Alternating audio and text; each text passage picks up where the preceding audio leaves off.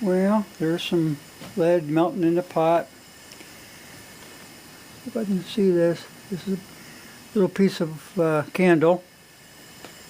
I'll throw that in there.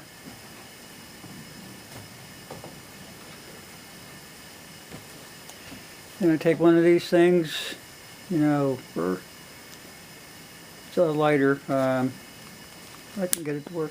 Okay. And then I'll stick it in here and get this thing melted.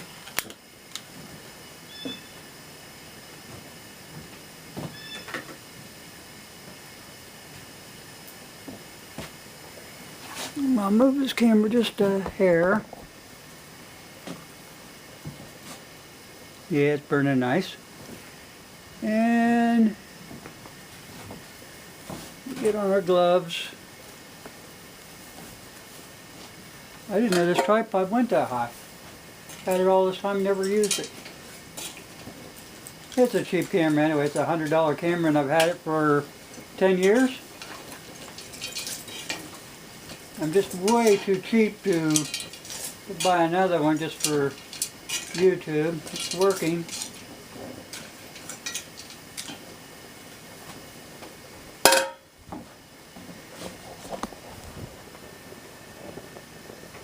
It's burning there. There's some already dead. I got there's 2 ingot molds there. They're both Lyman. One's steel, one's or cast iron, the other's aluminum. And then there's 2 more aluminum ones here. I got this little thing, this little propane heater thing out at the sale for $6. And today's the first time I plugged it in to see if it works, because it's got a different kind of thing that screws into the thing. And some kind works good, so I'll be using that. I put this on Coleman to cool off.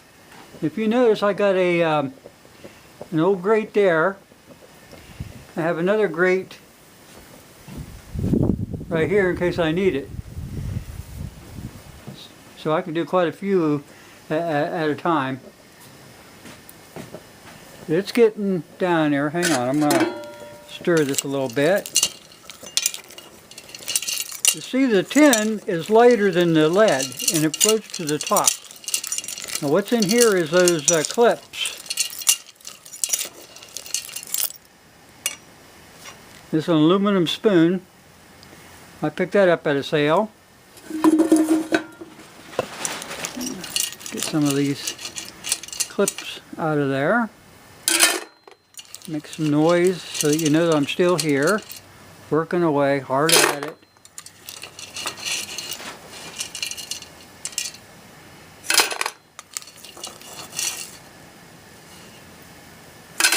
You can see the lead down there starting to clear up. Get all those clips out of there. Usually you get, for every 20 pound of wheel weights, you're going to get at least 3 pound of clip or steel clips.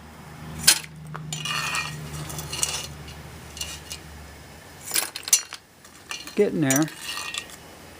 I know it's kind of dark in this area where I'm at, but I just didn't want to get out in the wind because it's a little bit windy today.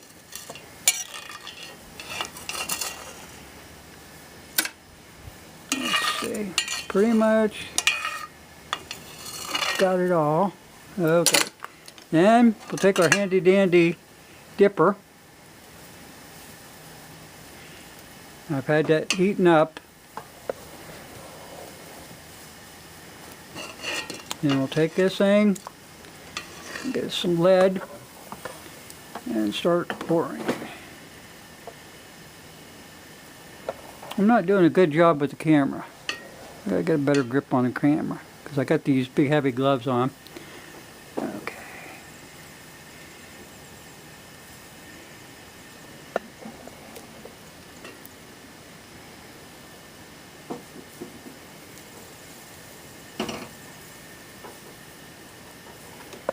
Kind of overflowed that one a little bit. That's all right. we're just after to get those things cleaned up so they can be used later on. And next time you use the lead, then it's already cleaned and you won't have as much of any of the junk to squeeze off there. I've already did 40 pounds this morning.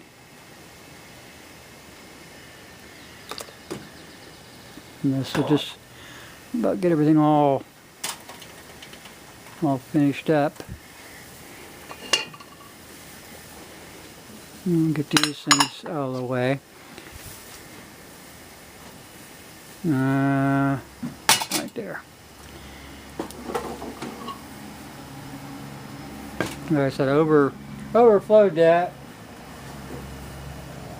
I'll put them on there. These ones down there. This helps. It helps things cool off a lot quicker. You stick it on wood. What happens is it burns the wood, scorches the wood. You get that wood stuff on your bottom of the lead. I mean, it doesn't really amount to much, but kind of makes it uglier. And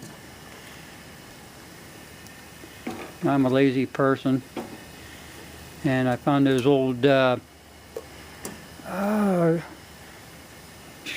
grates out of my buddy's oven he was going to take to the junk. And I asked him if I could have them. He said, yeah. So that's worked out pretty good. It might have come out of his refrigerator. I can't remember. Been so long. Now I'm going to have some, junky stuff floating at the top. But today I'm just after to get those clips off there and get the lead. Uncle Jim had to do it in 70-degree weather, and it was only 55, I think, when I started this morning. Let's see what time. Yeah, see what time it is. Zoom is. I gotta get my gloves off. 57, 58 degrees, something like that.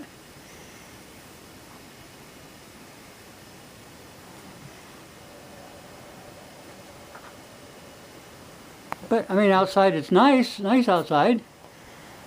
Got a nice crop of dandelions this year. But I wanted to show Uncle Jim how I went about doing those fluxing the metal. Like I said, the tin is light and it floats to the top, and you've got to reintroduce it into the lead. It makes your molds feel out better, and it does make them harder. I use wax because I don't use sawdust. I think sawdust, and I might be wrong, but I would think that sawdust would, when it's melting like that and then you throw the sawdust on top, I would think that the sawdust might absorb some of the tin. So I only use wax or beeswax or something on that order. Now, there's 16 ingots there. There's, let's see, 12 in there, another there. So that's what I was doing today, and this is not how everybody does it. This is just a poor man's way to get things done. So guys, thanks for watching.